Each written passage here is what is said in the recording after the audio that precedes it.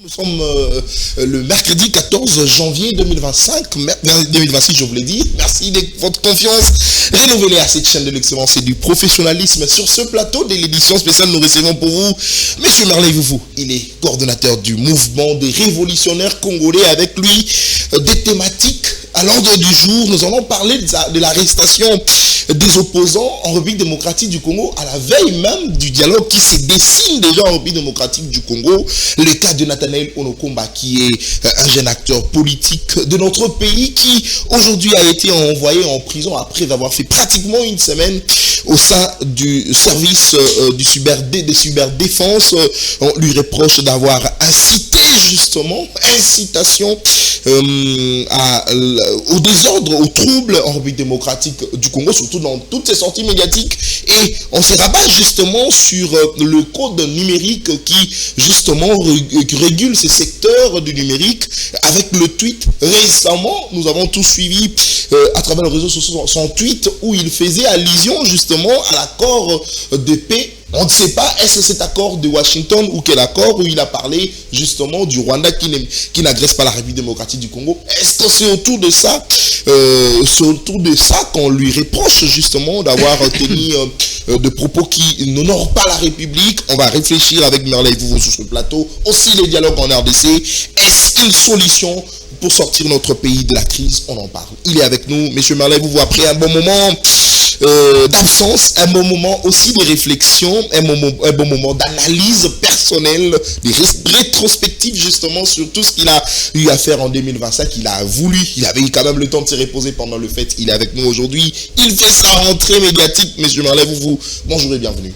Bonjour cher Nathan, bonjour à tous les membres et cadres et sympathisants du mouvement des révolutionnaires congolais disséminés à travers la République démocratique du Congo. Aujourd'hui, je suis fier d'avoir un mouvement d'être à la tête d'un mouvement qui aujourd'hui est représenté dans 17 de 26 provinces. Dans 17 de 26 provinces, le Nord et les Sud qui vont organiser leur sortie officielle et installation des bureaux provinciaux le 30 janvier. Okay. Le Maniema, c'est pour le 25 et les Touris, c'est pour le 4 février et la Chopo, c'est pour le 18 février. Parce que vous avez du mal à aller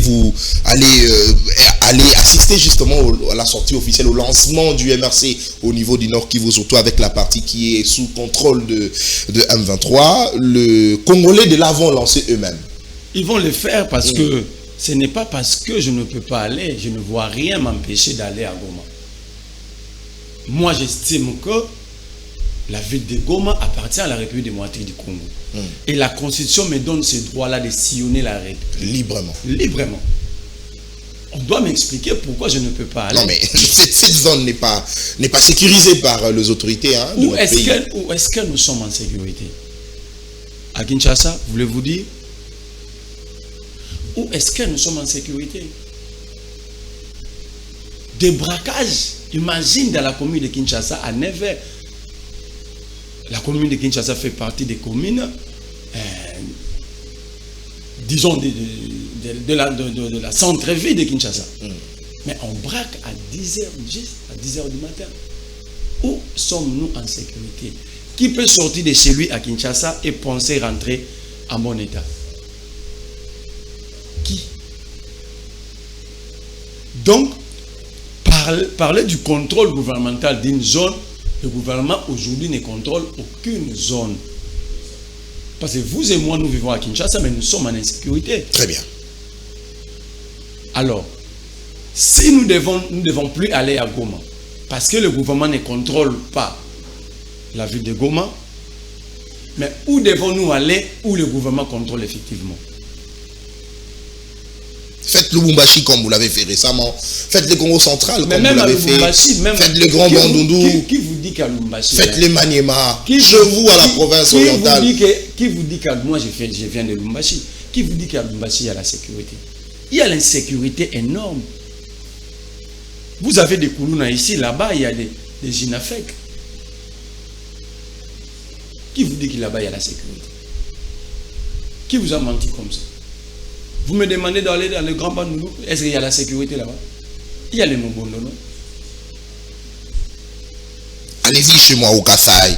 Je ne peux pas aller parce qu'aujourd'hui, si je vais là-bas, on va me considérer comme ennemi. Oh.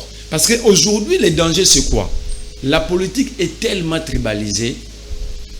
Les politiques ont travaillé pour opposer les Congolais entre eux. Et il y a des Congolais qui pensent que si un Kassaïen est au pouvoir, ou soit un Nékongo est au pouvoir, pour tous les Congos, c'est leur pouvoir. Si un Katangé est au pouvoir, pour les Katangés, c'est leur pouvoir. Or, ce sont de telles pratiques qui nous mettent en difficulté. Moi, je l'ai toujours dit, nous devons nous considérer comme frères et sœurs. Nous regarder avec confiance et dignité. C'est dire de vérité, dire qu'un Kassaïen n'est pas mon ennemi parce que moi je suis de Kisangani. Tout Kassaïen n'est pas d'accord avec Félix. Je ne vois pas, cette pratique est venue des leaders politiques. Vous parlez avec un leader politique, il te dira la politique est d'abord sociologique. La politique elle est d'abord ethnique. Donc il te fait comprendre que il ne peut être un leader que celui qui rentre chez lui dans son village. Or, moi je pense qu'on doit quitter l'étape des leaders paroissiaux. On doit avoir de véritables leaders qui réfléchissent. République et des leaders capables d'être consommés à travers la République dans les 2 345 415 km². Très bien, merci beaucoup. Vous avez un sujet particulier si vous en avez, et puis nous, après, nous allons entrer maintenant dans le vif du sujet. Ici, je vais regarder. Il y a des journalistes qui travaillent, qui vont chez des ministres pour céder les opposants et leurs propres collègues. Oh, des journalistes? Je dis des journalistes. Qui vont aller demander de l'argent au ministre, venir faire semblant de recadrer un tel opposant sur un plateau de télé pour créer des alibis que le ministre va utiliser pour te faire arrêter. Oh. Et pour cela, les journalistes sont payés. Qui sont ces journalistes?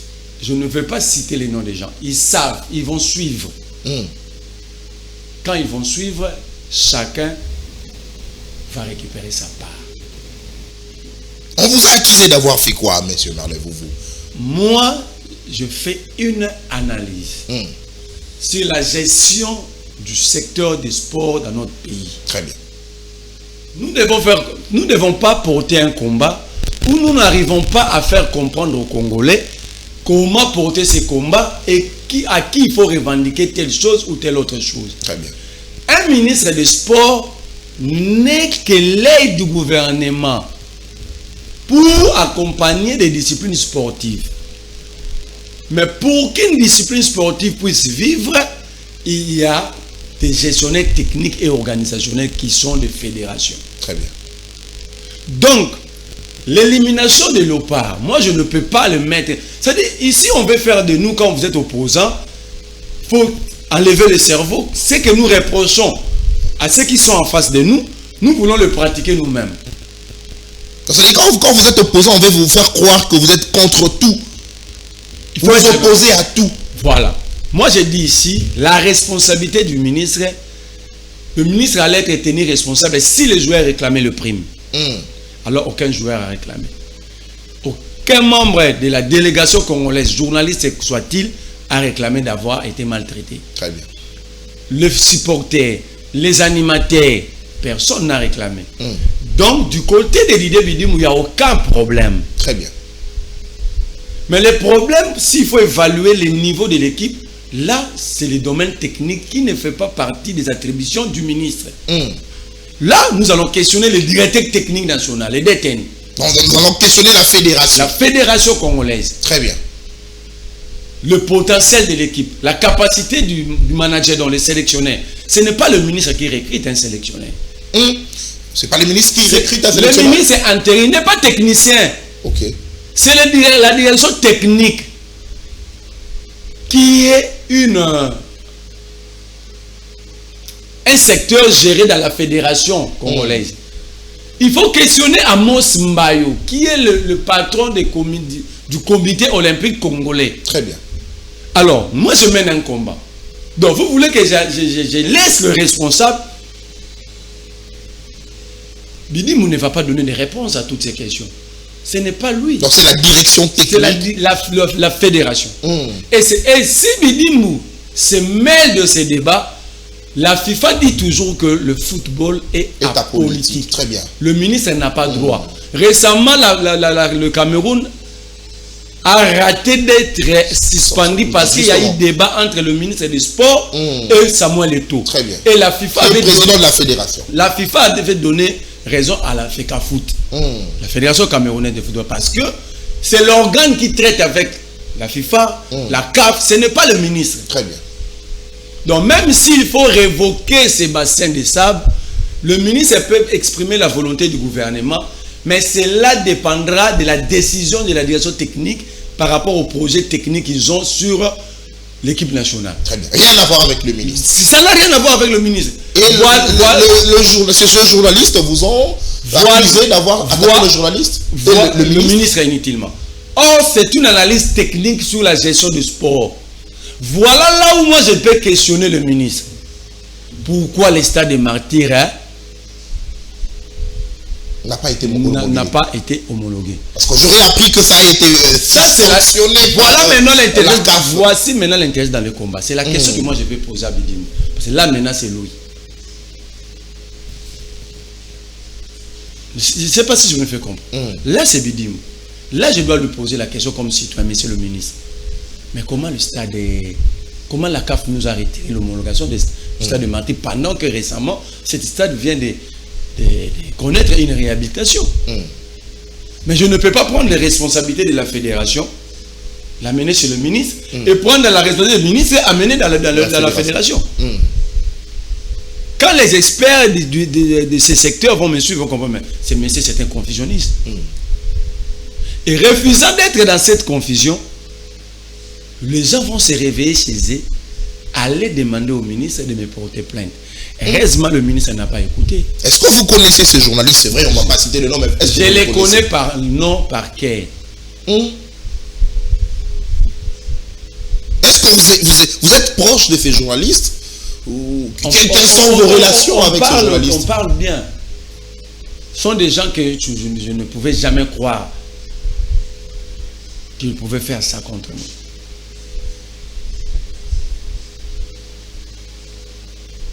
Donc, ici, heureusement, cette analyse technique, le ministre l'a compris, et ce sont eux aujourd'hui qui sont en conflit avec le ministre. Très bien.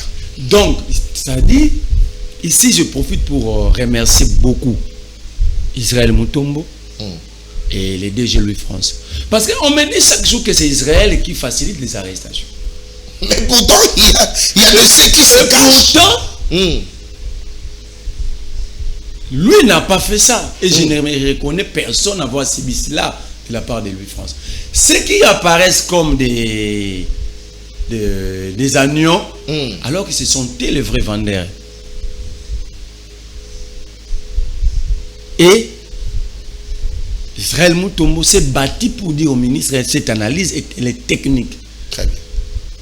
En rien, vous êtes attaqué à vous. Donc on estime qu'aujourd'hui, si seulement il n'y avait pas intervention de ce journaliste que vous citez, notamment Louis France, mais aussi on allait vous arrêter. Aussi le travail de mon ami et frère Landry Makanda, qui ont fait comprendre au ministre et à son entourage, mais lisez bien l'analyse. Merci beaucoup. Donc je suis vraiment un homme très déçu que les Congolais puissent nourrir leurs enfants, payer le frais scolaire et académique de leurs enfants, de leur entourage. Avec de l'argent sale. Avec de l'argent sale. Très bien, merci beaucoup Merlin Vouvou. Allez, je rappelle, il est coordonnateur du mouvement des révolutionnaires congolais. Merlin Vouvou, sans mouvement, est aujourd'hui installé dans pratiquement 17 provinces sur le 26 de la République démocratique du Congo. Un travail des titans qu'un jeune est en train d'abattre en République démocratique du Congo. Je peux vous ajouter, hein, c'est à saluer. Il y a plus de 102 mouvements associatifs qui vont s'affilier. Nous allons organiser une cérémonie au mouvement des révolutionnaires congolais. Très bien, merci beaucoup. Il y a 105 mouvements. 105 mouvements. Allez, ça c'est une parenthèse. Nous en parlerons prochainement. Mais aujourd'hui, parlons de l'actualité. L'arrestation de Nathanaël Onokomba, transféré à la prison centrale, enfin à la prison de Ndolo. La prison militaire de Ndolo. Je ne vais pas ici s'attaquer au service. Mais je vais leur prodiguer, leur donner un conseil. Très bien. Pour l'intéresser, ça veut dire que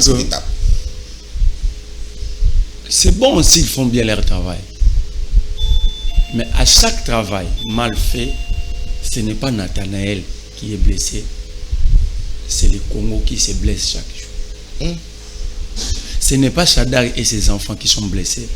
C'est le Congo qui est blessé. Ce n'est pas le Douni Akilal et sa famille qui sont blessés. C'est le Congo qu'on est en train de blesser chaque jour. Et ce sont des plaies difficilement couvrables.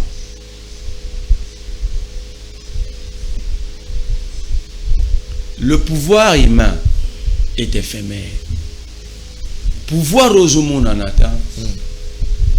Et les Karlokola mon pépé. Aujourd'hui, qui parle de Kalev Moutombe, qui pouvait interpeller Chadari il y a 7 ans passés? Est-ce que même la nature ne nous enseigne-t-elle plus? Comme la Bible nous demande. Parce que quand nous voyons comment des hommes forts arrivent à devenir faibles dans un clin d'œil, c'est une leçon morale pour nous autres. Très bien. Mais si nous n'apprenons pas de ça, c'est fini. Même la nature va être fatiguée de nous enseigner. Ici, pendant ces régimes, qui pouvait parler de Bissélé même à la télévision? Before. Vous voyez comment les hommes forts sont en train de devenir faibles devant vous, mais vous persistez dans les mêmes erreurs. L'arrogance n'aide pas. On ne bâtit pas un État à le blesser chaque jour. On ne consolide pas la paix, la démocratie, en faisant éteindre des voix contraires. Plutôt, la nourriture principale de la démocratie, c'est l'acceptation de l'opinion contraire. On ne peut pas parler de la démocratie lorsque l'opinion contraire. Je prends le cas de Nathanaël, on parle des réseaux sociaux, donc le code numérique. Mais nous sommes insultés matin, midi, soir. On est qualifié de Rwandais dans le même réseau social. On insulte même nos parents. Publie simplement quelque chose. Regardez, on nous promet même des morts, des arrestations dans des pages Facebook. Où sont le même service qui contrôle le numérique au Congo pour arrêter tous ces gens-là? C'est ça le vrai débat. Le vrai débat, c'est sur ceux qui sont arrêtés pour tel fait, mais il y a des gens qui sont en liberté pour avoir commis le même fait. Alors, la question que je me pose, pourquoi ces deux poids deux mesures? Est-ce que nous avons deux codes numériques? Est-ce que nous avons deux codes pénals? Est-ce que nous avons deux codes militaires? Est-ce que nous vivons dans des états différents? Non, mais on parle de son tweet qui aurait soutenu justement le fait que le Rwanda n'a jamais tué au Congo. Est-ce que vous êtes d'accord avec? Est-ce que les infractions de droit commun peuvent-elles être gérées dans le service des renseignements?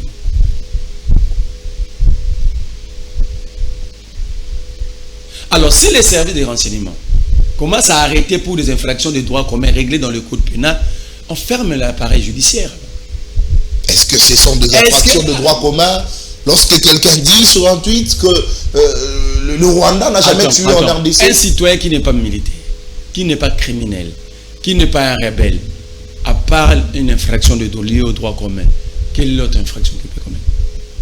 Parce que même s'il tuait, c'est le parquet qui doit l'interpeller. Même s'il violait, c'est le parquet qui doit l'interpeller.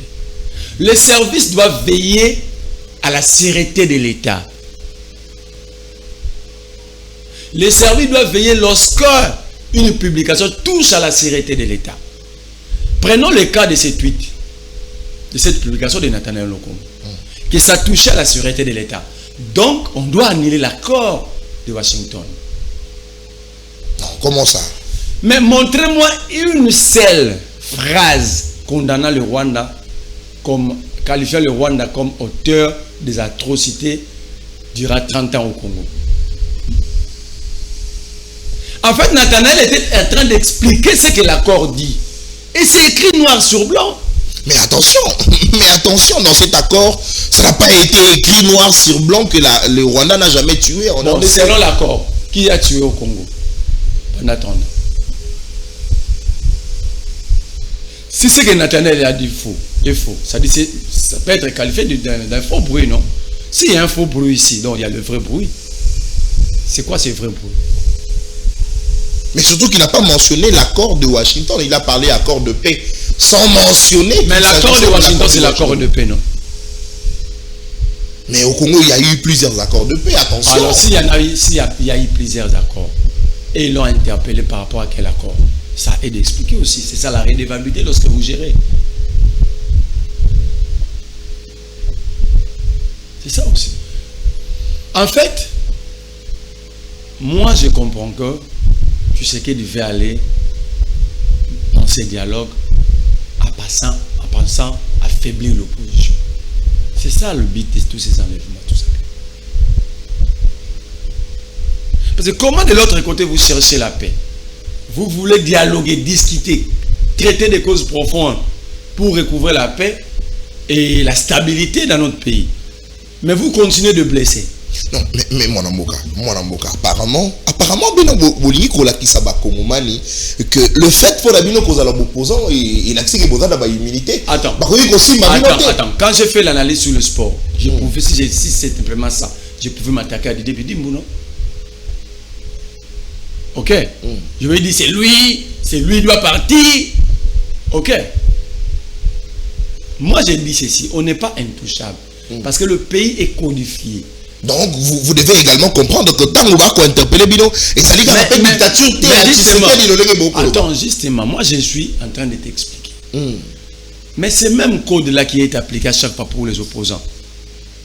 Mais le même fait, quand vous regardez la télé, qui a qualifié Fallou d'un PD, c'est propre à la consommation publique? Non. Où sont ses services? Pourquoi le monsieur qui avait qualifié Fallou d'un PD, il est jusqu'aujourd'hui en liberté? C'est lui qui avait dit sur un plateau, il faut violer Maman Livre. C'est propre à la consommation? Non. Pourquoi il est en liberté? C'est lui qui avait dit, il faut pendre Joseph Kabila. C'est propre à la consommation publique? Pourquoi il est en liberté? Non mais le cas Joseph Kabila, il est condamné. Hein? Non, même s'il est condamné. Il y a eu levé du moratoire sur la peine de mort. Qui a déjà... Donc on peut dire qu'après sa condamnation, Joseph Kabila va être pendu. Il y a eu levé qui a déjà été pendu. Il y a eu des condamnations à mort, non? Qui a été exécuté? Il y a eu levé, mais il n'y a pas eu ordonnance définissant le mode d'exécution. Mais peut-être c'est en cours. C'est pas pendaison. C'est au président de la République de prendre ses responsabilités. C'est à lui de prendre cette ordonnance. Donc dire que si Kabila mettait ses pieds doit être pendu parce qu'il est condamné à mort, c'est faux. Il n'existe aucune ordonnance. Ça c'est le président qui doit prendre. Définissant le mode d'exécution. Le président n'a jamais pris ça. Et quand je regarde Tshisekedi ne va jamais prendre cette ordonnance. Il ne prendra jamais une telle ordonnance. Donc ce lever de moratoire, c'est un vide juridique. Parce que quand vous allez aux États-Unis, on dit le décret du président est clair, c'est par chaise électrique. Ici, chez nous, c'est par quoi?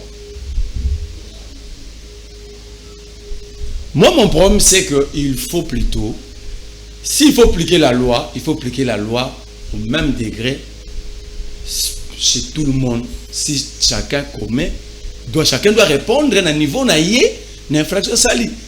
Fils Moukoko a dit ici, il faut tuer, il a répété ça récemment. Qu'il faut au Kabolamindou, il faut au Bomabatou, à Tangina Wakombabatou.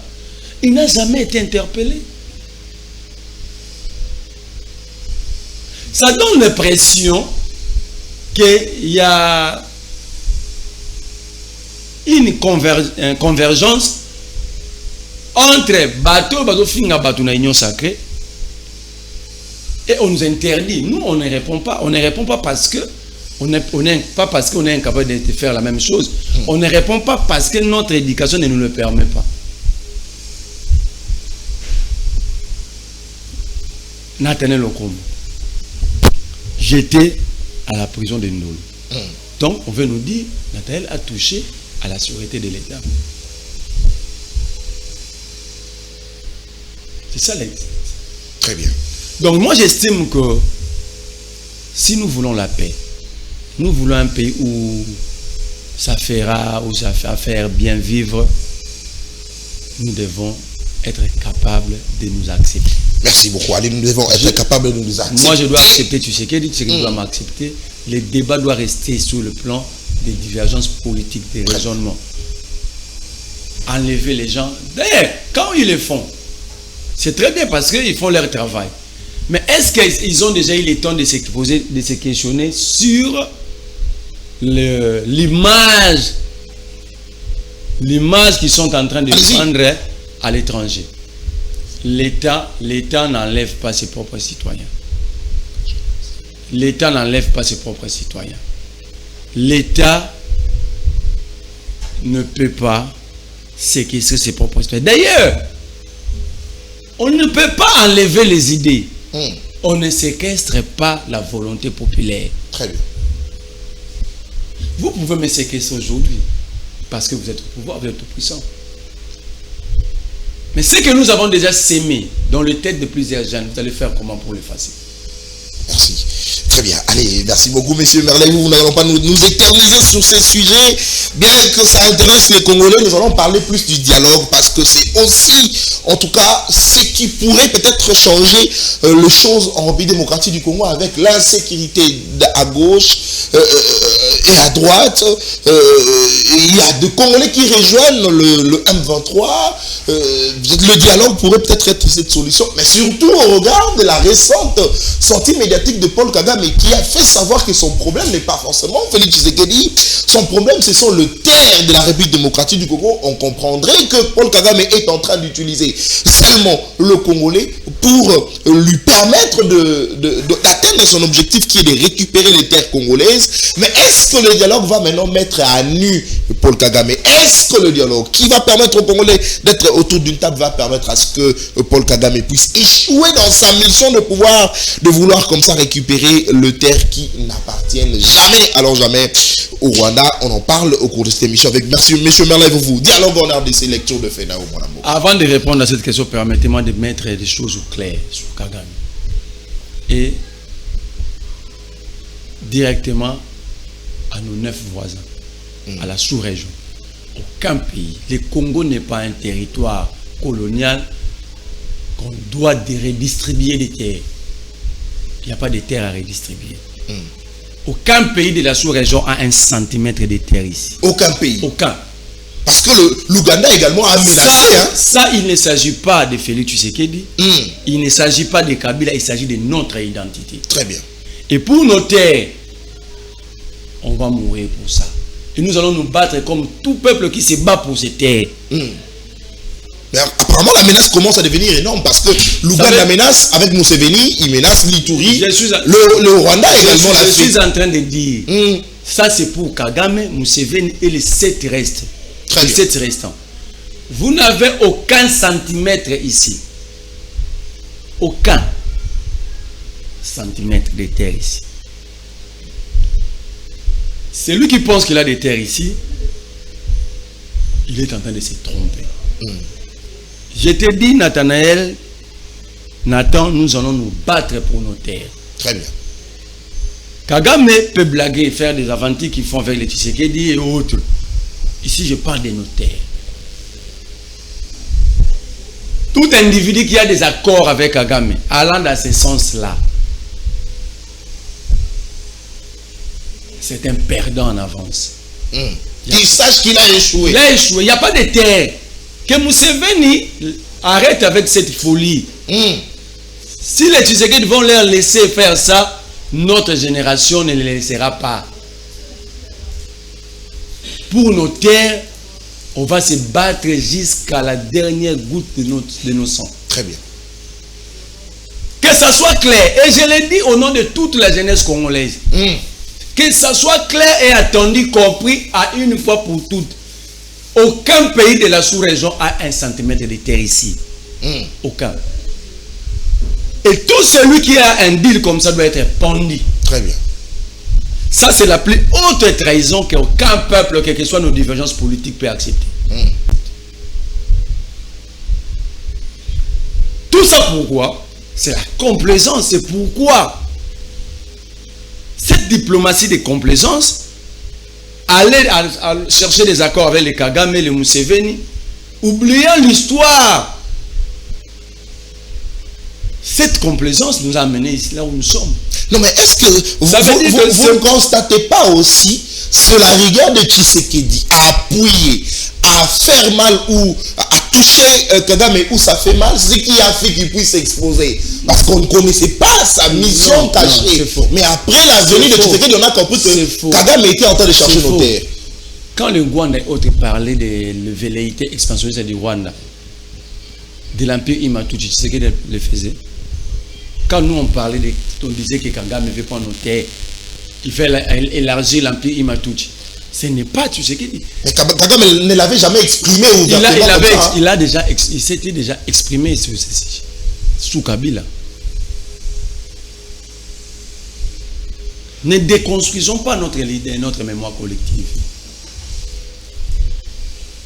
Kagame le disait. Et à l'époque, le levé Didier Moumengi avait répondu. Donc ce n'est pas que Kagame le dit aujourd'hui parce qu'il y a Tshisekedi au pouvoir. Kagame le disait, nous aussi on le disait. Mais regarde la complaisance maintenant. Quand Tshisekedi va aller chercher les accords sur l'or, telle chose avec Kagame, il ne savait pas que depuis longtemps Kagame développait ses velléités expansionnistes contre le Congo. Quand on parlait des accords de l'Emera, ok? Quand Tshisekedi était allé en mutualisation de Fox avec l'Ouganda, on le disait, ce ne sont pas des personnes dignes de confiance, on ne peut pas aller. On était qualifiés des étrangers.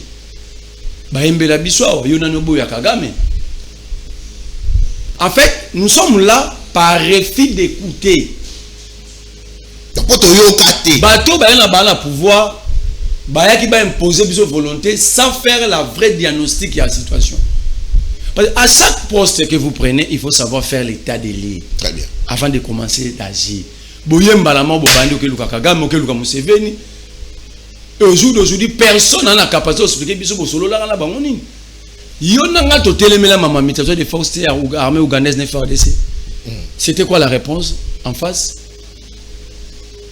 C'est pourquoi je tiens à un débat. Moi, comme coordonnateur du mouvement des révolutionnaires congolais, face au président intérimaire de l'île de presse. Du début à la fin, personne n'a le droit de citer les noms de Kabila, les noms des individus. Nous allons parler de la politique étrangère et la politique extérieure de la RDC sous le régime Tshisekedi. Nous allons parler de la géostratégique et géopolitique de la sous-région des Grands Lacs face à la crise congolaise. Je vais Kabouya sur ces décisions. Voilà ma thématique. 2 heures de débat. Non, Augustin Kabouya. Parce que il y a un débat mouvement. Ça tombe bien, moi je suis coordonnateur, lui le président intérimaire. Mike Mukeba a ligné débat là. Yo pour ligné débat là. Balobi Mike Mukeba est un simple gestionnaire à Village Chasse. Mais il faut moto à Kambaka parti. Alors on a ton mouvement. On a Kambaka. C'est coordonnateur national. Ça dit cette politique. Il y a Rochara Batouloua en église dans siège à partir au Fingi Batoulobi Lobo Kei.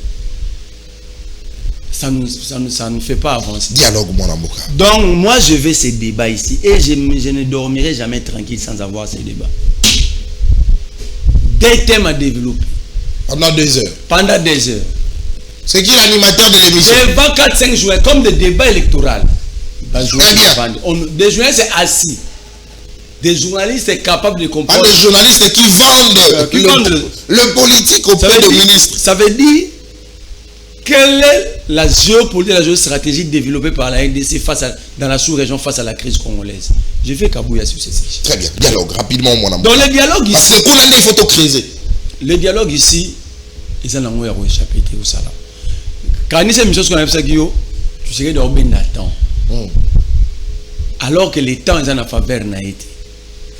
Mais là, il faut se rappeler que yo pour boire un dialogue. Hein, mais moi, j'ai dit ceci. To boire dialogue. Parce que on a sollicité le Mingi. Alors qu'on disait à Tshisekedi depuis longtemps, regarde les solutions de l'opposition. Aujourd'hui, en fait, Tshisekedi doit être erré. D'avoir en face de lui une grande opposition qui est capable de réfléchir, de projeter. Pour lui, il faut dialoguer. Il faut créer un corridor politique. Aujourd'hui, vous prenez la résolution 27 septembre. L'accord de Washington, l'accord de principe et l'accord cadre de Doha. Vous allez à l'Angola.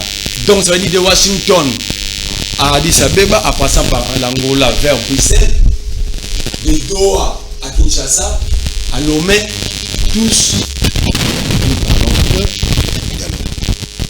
Seule personne qui me fait tarder. Mais enfin, il a accepté. Alors, accepter les dialogues aujourd'hui. Si ces dialogues étaient organisés, en créant en même temps ces corridors politiques, pour vider cette question, il y a un FC 123, na tendance dans mon politique, on aurait évité plusieurs perches en business. Parce que lorsque pendant la rébellion, il y a un 23 qui alors, si souple parce que quand vous rentrez en 2022, dossier 23, les alliés guerres liés à l'identité. C'est les gens qui ont apporté la dose politique. Il faut chasser Tshisekedi, il dirige par des. Mais si M23 a idée, Moussou Yassika, ils sont aussi analyse d'opposition. Il y a deux questions. Le Congo a l'avantage de la rébellion. C'est qu'il y a créé un corridor politique à récupérer le besoin d'un débat politique. Il dit qu'on peut dialoguer sur des questions liées politiques, de la crise politique. Ça veut dire en fait ici, le dialogue est inévitable et irréversible. C'est pourquoi aussi il y a des arrêtements, des arrestations, parce que Tshisekedi va avoir une opposition en face, une opposition faible. Mais est-ce que la pratique, c'est comme ça qu'il faut avoir une opposition faible ou il faut procéder comme ça? C'est une stratégie. Mais ce que moi je sais, il y aura Kabila, il y aura Kapili, il y aura Nanga, il y aura Fayulu, il y aura Fayulu, il y aura Jean-Marc Aboun, il y aura le mouvement des révolutions congolais parce qu'il n'y aura pas de dialogue sans nous gêner. Parce que nous, on estime que ces gens ont déjà beaucoup dialogué pour aucune solution. On ne peut pas aller parler. On ne peut pas parler du Congo, un pays avec 70% de sa population jeune, et cette jeunesse ne prend pas part. Qui peut expliquer la volonté de cette jeunesse sans cette jeunesse? Mais attention, la jeunesse au Congo est sous-traitée par le politique, c'est aussi ça le problème. Parce qu'on sélectionne quelques jeunes, la jeunesse est représentée. C'est aussi ça le problème. Qu'allez-vous faire justement pour que beaucoup Mawana, parce qu'on va parler de lobbying, on va parler du parrainage, c'est ce qui tue également notre jeunesse. Je ne suis pas en train de travailler et venir ici mettre sur la place publique nos stratégies. Nous sommes en train de réfléchir, voir comment rencontrer les CC, la CENCO, et comment rencontrer la délégation angolaise qui va venir pour consulter la classe politique. Pour leur dire oui au dialogue. On veut voir tous ces leaders majeurs discuter Congo. Mais la population ici est représentée à 80% par la jeunesse. Alors comment ils vont faire pour bypasser cette jeunesse?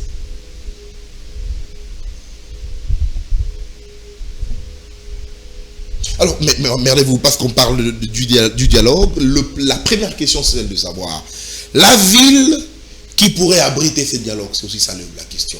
Parce que de l'autre côté, on constate qu'ils ont un tout petit peu peur au regard de leur langage, disons qu'à Kinshasa, ils ne seront pas sécurisés.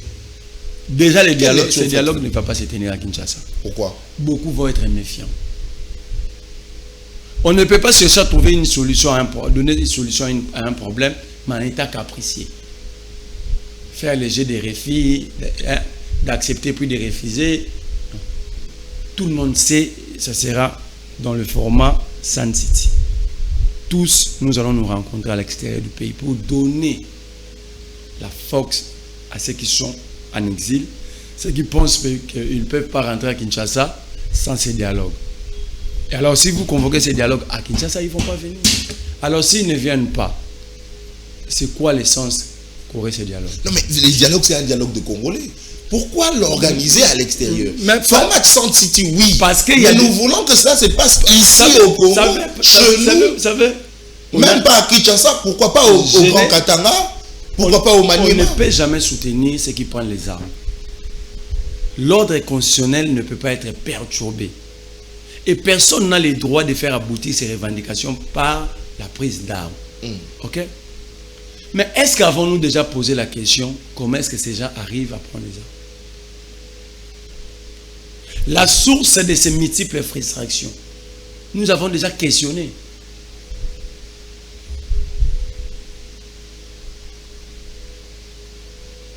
On ne traite pas la malaria par des aspirines. On ne traite pas la malaria par des dipyrones. Ça veut dire que nous devons réfléchir à fond. Je vous prends le cas de SAF. Ce qu'il a fait est mal. Mais comment est-ce que SAF, qui a porté un grand combat depuis longtemps, il y a eu aussi des rébellions qui n'ont jamais rejoint, comment il peut rejoindre aujourd'hui?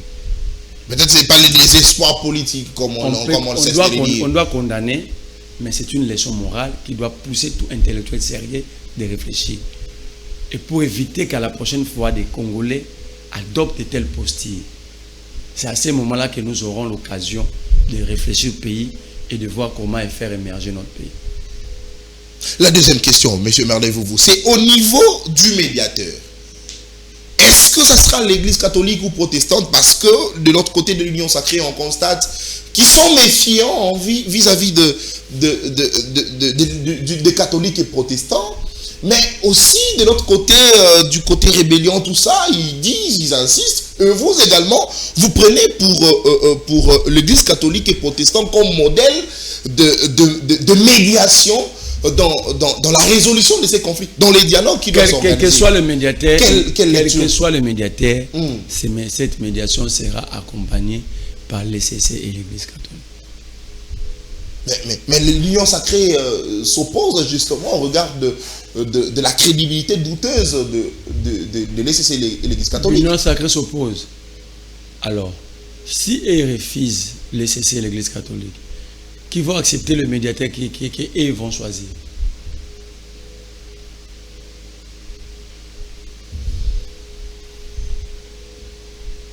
Donc, à un moment, il faut que nous puissions arriver à un niveau où nous allons nous mettre d'accord sur le principe.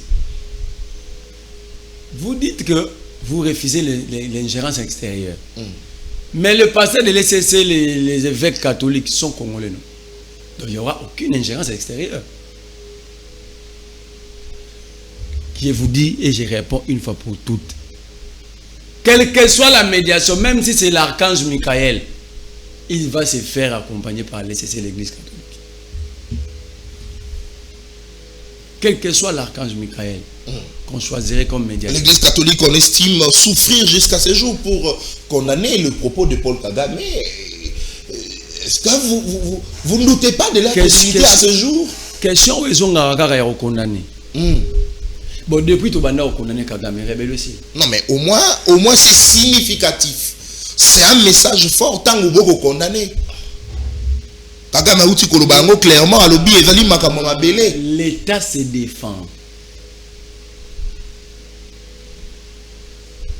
On n'a pas le temps de condamner Nama. Oh.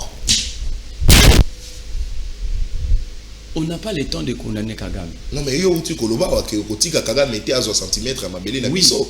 Mais catholique peut à l'obango, protestant pas à l'obango. Ça veut dire on doit. Quand je dis on ne doit pas condamner, ça ne veut pas dire qu'on doit appuyer. Mais simplement, on laisse l'État faire son travail. L'État doit agir comme Léviathan. Parce que même si je condamne Kagame aujourd'hui, si nous ne nous défendons pas par nous-mêmes, nous allons avoir.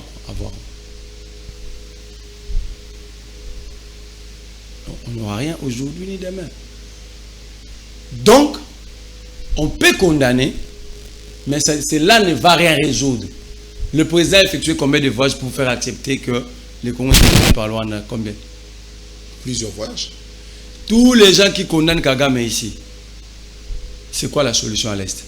La solution à l'Est, oui, mais au moins cette condamnation a isolé Kagame. Il a compris que tout le monde comprend, maintenant connaît maintenant ses idées vis-à-vis de la RDC. C'est comme un papa qui est en train de se faire informer que Nathan Kianza vient de violer ta fille. Mais au lieu de chercher comment défendre sa fille, le monsieur demande à ses voisins de la cour de te condamner. Tous nous avons déjà condamné Kagame. Nous avons fait des marches. Ça résout quel problème? Ça résout quel problème? Ils sont plus de 500 partis pour avoir plusieurs militants. Depuis qu'ils sont en train de condamner Kagame, ça résout quel problème? Montrez-moi une seule vidéo de Zelensky où Zelensky demande aux Ukrainiens de condamner la Russie. Ils le font par patriotisme, non? Nous aussi, nous le faisons par patriotisme. On l'a fait, on a organisé des marches. Mais après, l'État doit continuer à développer son travail. Alors, Kagame dit il a des terres ici. Nous disons non, il n'en a pas. Alors vous voulez encore quelle condamnation?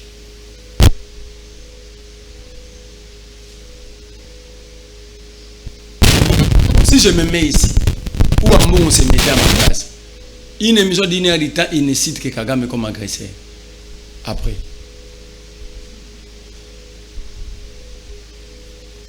ça va mobiliser le monde entier. Ça va mobiliser la communauté chrétienne. Parce que c'est un cardinal en République démocratique du Congo. Il a en tout cas plus d'importance au niveau national qu'international. Il est conseiller du pape. Nous avons condamné. Justement, vous constatez ce que ça va apporter nous avons condamné à la fin des comptes l'accord de Washington de douane de Rwanda. À la fin. Une seule disposition, c'est pas ou une seule phrase où on pointe le Rwanda dans l'accord comme responsable des atrocités. Il n'y en a pas.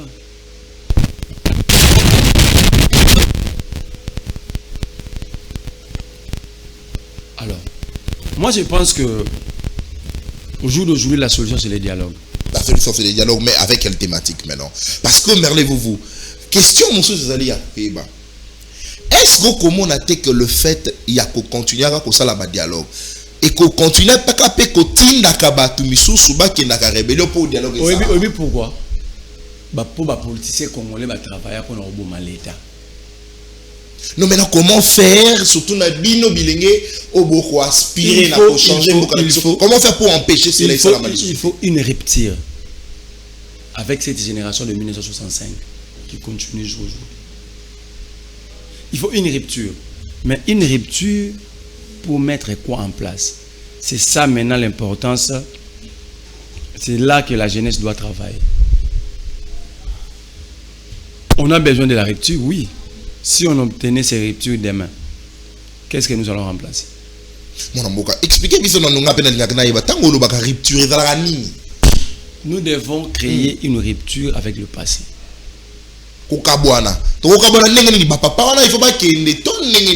ne vont pas partir par Fox et aussi ils ne vont jamais nous faire cadeau. C'est pourquoi je vous dis, si nous voulons cette rupture, nous devons bien réfléchir sur un système à mettre en place après avoir obtenu cette rupture.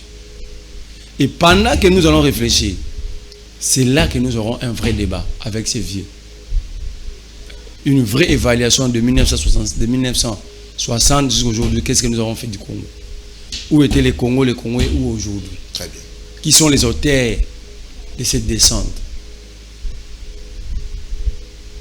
Et établir des responsabilités. Les responsabilités vont partir.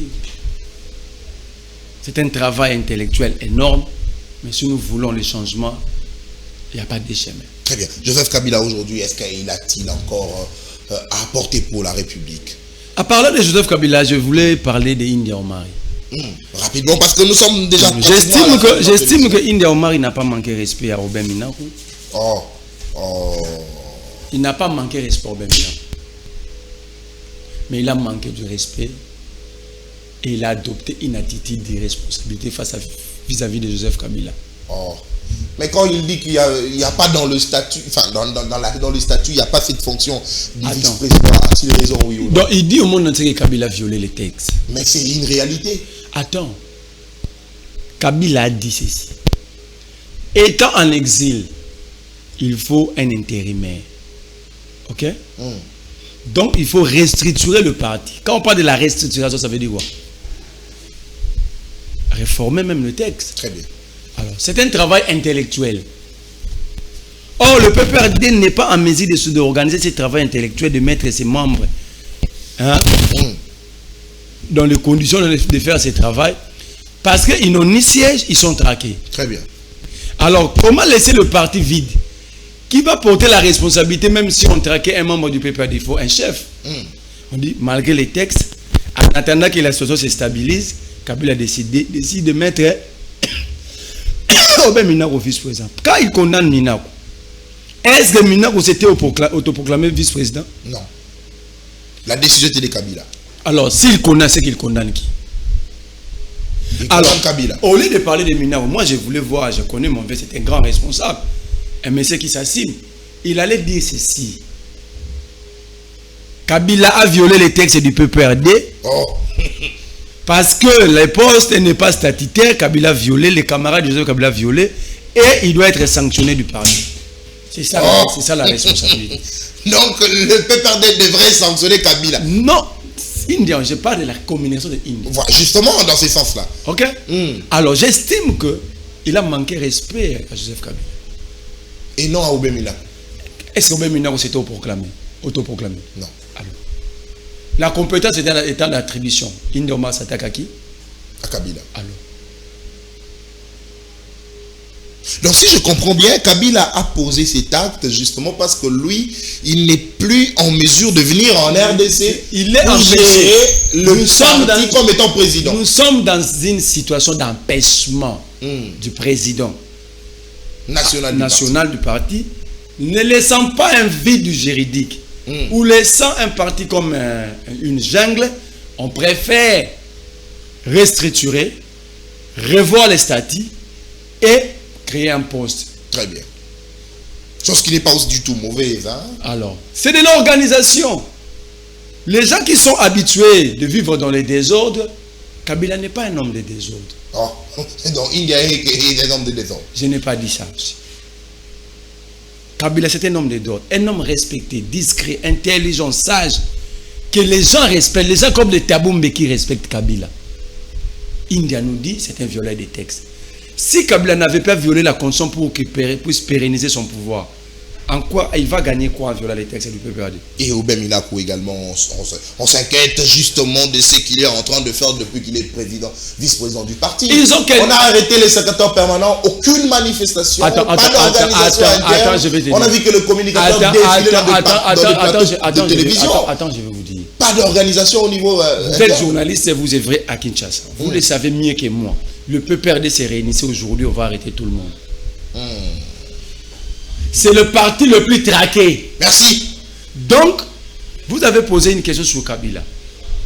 Je vous avais dit la dernière fois que Kabila ne prendra jamais les armes.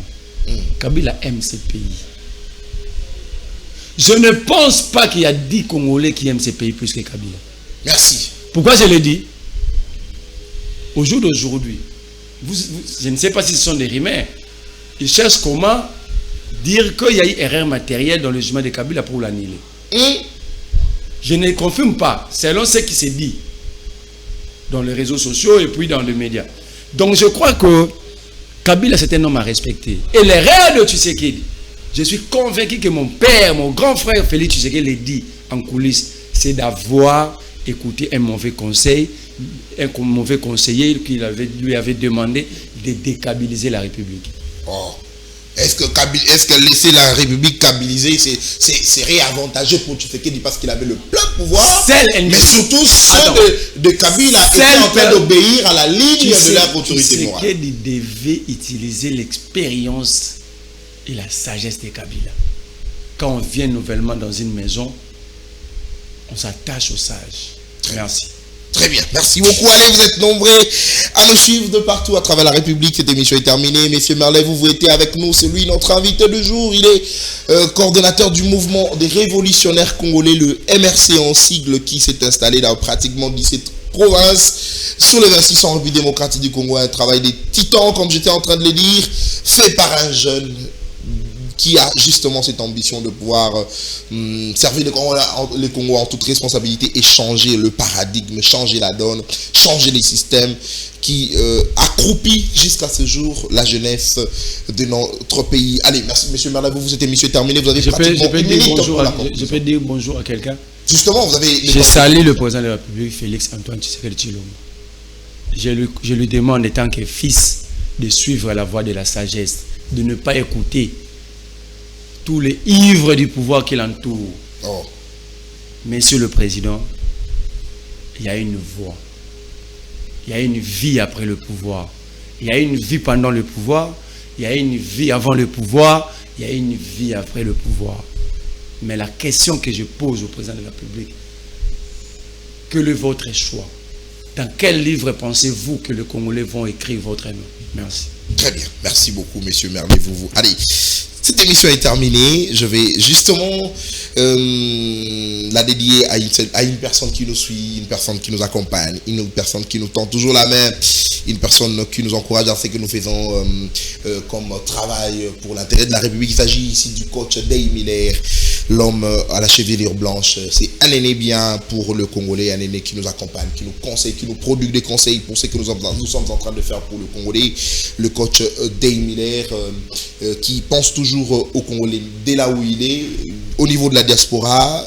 Il a toujours son cœur pour le Congolais, surtout ceux de l'Est qui meurent.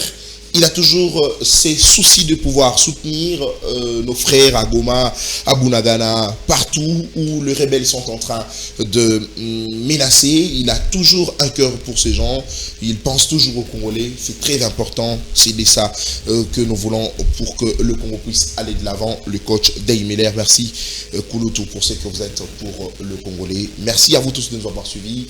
On se retrouve demain. Ça sera, je pense, Libre Débat et édition spéciale pour l'intérêt de Congolais parce que l'actualité est tellement abondante. Nous devons épuiser, nous devons décortiquer, nous devons analyser et puis avoir justement des avis de Congolais autour du dialogue en République démocratique du Congo. Quant à moi, je vous dis merci. Continuez à rester fidèles à la chaîne de l'excellence et du professionnalisme, surtout à votre magazine Libre Débat, édition spéciale et aussi Libre Opinion avec le DG du France Kouzekessa qui va justement intervenir après nous. On se dit au revoir.